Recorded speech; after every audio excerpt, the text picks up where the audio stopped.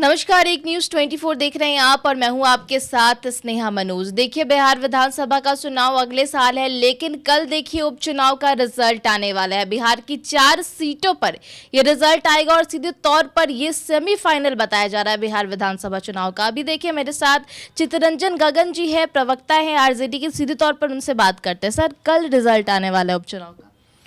हाँ, उसमें चारों सीट पर इंडिया गठबंधन जीतेगी। 3 जगह आरजेडी है, 1 जगह माले है और इंडिया गठबंधन के और भी जो दल हैं सबका समर्थन है और जीतने जा रहे हैं हम लोग चारों सीट। चारों सीट पर जीत होगी। चारों सीट पर जीत होगी। सर, बीजेपी अभी देखिए बिहार विधानसभा चुनाव 2025 के लिए काफ़ी ज़्यादा एक्टिव मोड में नज़र आ रही है। सर्वे भी चालू कर दिया और कह रही है कि उम्मीदवार जो है उनका आकलन किया जाएगा, तो उनकी तैयारी देखिए अभी से ही शुरू हो चुकी है। देखिए, अब बोलने के लिए बहुत कुछ भाजपा बोलती रहती है और मूल्यांकन क्या करेंगे। उनके यहाँ जो अभी जो भाजपा में आप देख लीजिए, अधिकांश नेता जो है सो आयातित नेता हैं।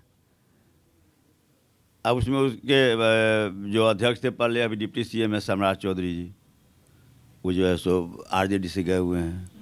इसके पहले जो उनके अध्यक्ष थे वो भी आरजेडी से गए हुए हैं। तो अभी तो जो जहाँ से जो आ रहा है अभी तो एकदम बस स्वर्ण स्थली बन गया है। जिस पर भी किसी ढंग का करप्शन का आरोप है या कहीं उनको गुंजाइश अगर नहीं हुआ है तो सब जो है सब जा रहे हैं भाजपा में।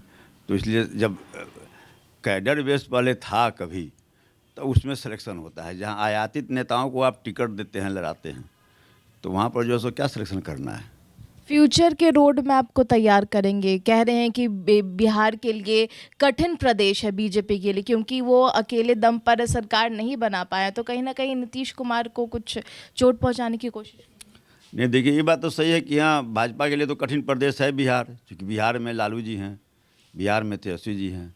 लाख प्रयास करने के बावजूद भी बिहार में जो है सो भाजपा अभी पैर सही ढंग से जमा नहीं पाई है। अगर जो दिखाई पड़ रहा है यह नीतीश बाबू की कृपा है।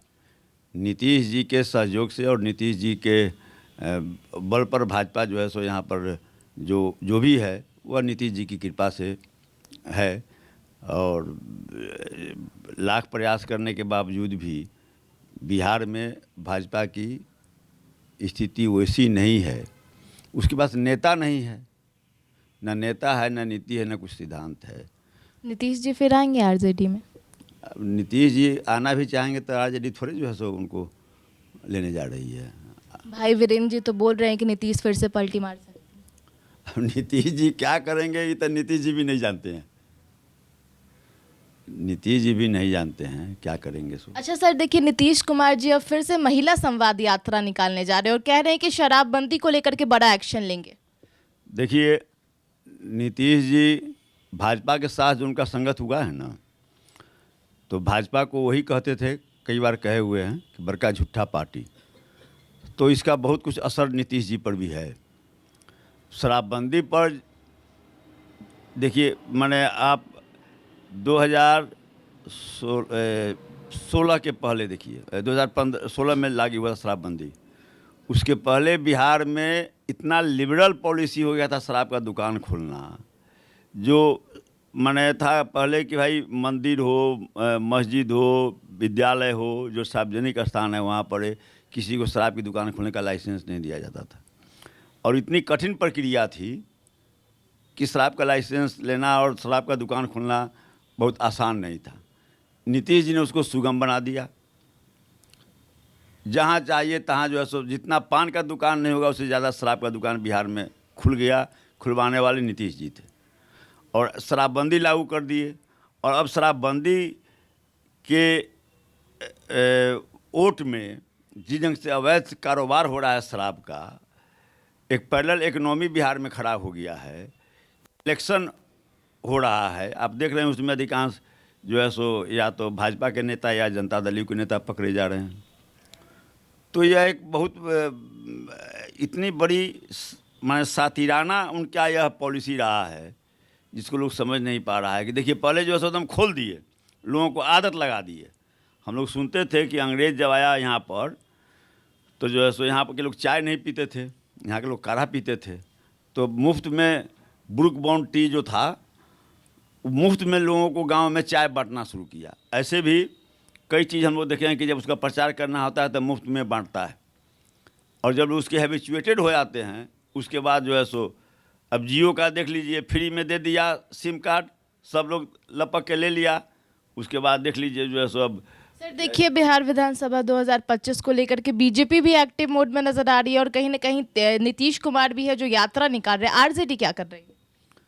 आरजेडी तो बराबर जनता के सवालों को लेकर जनता के बीच में लड़ती रही है, जनता के सवालों को उठाते रहा है। हमारे नेता तेजस्वी जी जो है सो जनता के सवालों को लेकर जनता के बीच में जाते रहे। तेजस्वी यादव जिस तरीके से यात्रा निकाल रहे थे, अब उपचुनाव था जिसको लेकर के अभी व्यस्त है। अब हालांकि बिहार का उपचुनाव और झारखंड का चुनाव अब कल ही समाप्त होने वाला, रिजल्ट होने के बाद फिर से कब यात्रा निकालेंगे? नहीं, वो तो जनता के बीच में तो जाते ही रहे हैं तेजस्वी जी।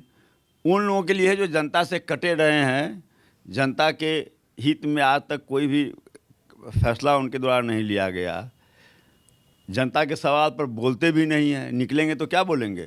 बोलेंगे नीतीश जी याद कीजिए 2005 के पहले झूठ बोलेंगे। आज तो मैंने प्रेस कॉन्फ्रेंस किया शिक्षा पर, जैसे खुल दे हमने कहा कि भाई जो है सो ये बता दें कि 2005 के बाद एगो शिक्षक की नियुक्ति हुई, नियमित शिक्षक की। जो शिक्षक की नियुक्ति हुई जब महागठबंधन का सरकार बना, तब राजा शासन काल में जो विद्यालय खोले गए थे उस सब विद्यालय धीरे धीरे बंद हो रहे हैं। तो लेकिन वो लिखा हुआ है, लिखे हुए अब ऐसे नहीं बोलते हैं, लिखा हुआ है वही जो है सब जगह बोलते हैं, वही बोलेंगे। सर देखिए, इस बार प्रशांत किशोर भी काफ़ी एक्टिव नज़र आ रहे हैं। जो MY समीकरण है उसको लेकर के वो चोट पहुंचाने की पूरी तैयारी कर रहे हैं। देखिए, प्रशांत किशोर कहीं ना कहीं इशारे पर कहे ना कि बिहार जो है सो भाजपा अब अच्छी तरह से समझ गई है कि बिहार में पैर जमाना बहुत मुश्किल है, और तेजस्वी जी का, लालू जी का जो जन स्वीकार्यता है, लोकप्रियता है, जनाधार है, उसको तोड़ना कठिन है। अब इसीलिए वो भिन्न भिन्न माध्यमों से अपना प्रयास कर रही है। उसी अभियान के तहत प्रशांत किशोर भी लगे हुए हैं। उनका बात सुनिए और काम देखिए, दोनों में काफ़ी विरोधाभास है। कहते हैं कि जात पात हम नहीं करते हैं, और जो है सो जात के आधार पर अब माने मुसलमान को टिकट देते हैं, कह के कितना मुसलमान को हम टिकट दिए, कहने का क्या मतलब? तो प्रशांत किशोर कोई फैक्टर नहीं है, वो जो सो पता चल जाएगा कल उनको। हाँ, वोट काटने के लिए कुछ तो वोट ऐसे भी इंडिपेंडेंट भी कोई खड़ा होता है तो वोट पर्सनल व्यक्तित्व पर ले आता है, तो पर्सनल व्यक्तित्व पर जो है सो कुछ वोट लोगों को आ जाएगा, लेकिन प्रशांत किशोर कोई फैक्टर नहीं है बिहार में। तो सीधे तौर पर आपने सुना चित्तरंजन गगन जी को, और बता रहे हैं कि बिहार विधानसभा 2025 को लेकर के कैसी तैयारियां चल रही है। आरजेडी भी काफ़ी ज़्यादा एक्टिव नजर आ रही है, लेकिन देखना होगा किस तरीके से 2025 का जो चुनाव है वो साफ तौर पर बिहार की राजनीति में किस ओर जाता है। ऐसी खबरों के लिए तमाम बने रहें और देखते रहें एक न्यूज़ 24। नमस्कार।